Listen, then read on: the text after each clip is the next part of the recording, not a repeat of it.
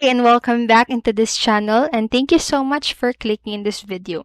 So today I am going to teach you how to delete story on Facebook.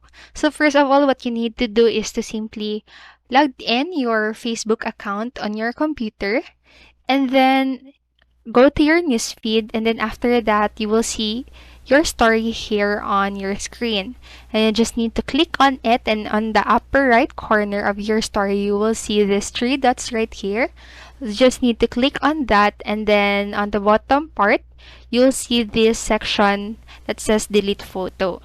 So just click on it again, and then to finalize just click again delete. And that is how you delete story on Facebook. And as you can see here, your story is no longer available. So that is all for this video, and I hope it helped you. And if it did, please make sure to like the video, subscribe to the channel, and turn on the notification bell button so you won't miss any video. Thank you so much for watching, and have a great rest of the day. Bye bye.